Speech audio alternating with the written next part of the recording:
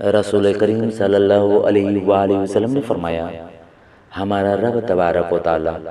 ہر رات آسمان دنیا پر آتا ہے اس وقت جب رات کا آخری تہائی حصہ باقی رہ جاتا ہے اور کہتا ہے کہ مجھے کون بلاتا ہے کہ میں اسے جواب دوں، مجھ سے کون مانگتا ہے کہ میں اسے عطا کروں، مجھ سے کون مغفرت طلب کرتا ہے کہ میں اس کی مغفرت کروں۔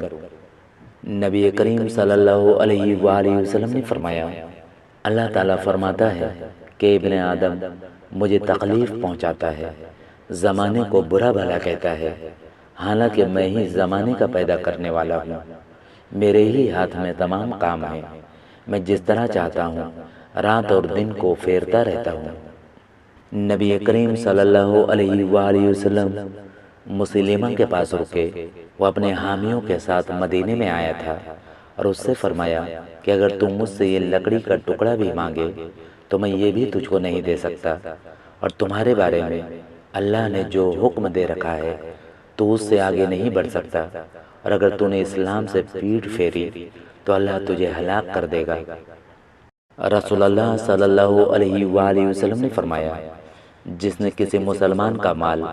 جھوٹی قسم کھا کر مار لیا تو اللہ سے اس حال میں ملے گا کہ وہ اس پر غضبناک ہوگا۔ عبداللہ بن مسعود رضی اللہ عنہ نے کہا کہ پھر آن حضرت صلی اللہ علیہ وآلہ وسلم نے تصدیقاً قرآن مجید کی اس آیت کی تلاوت کی، بلا شبہ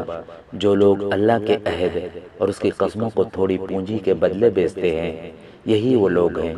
جن کا آخرت میں کوئی حصہ نہیں اور اللہ ان سے بات نہیں کرے گا۔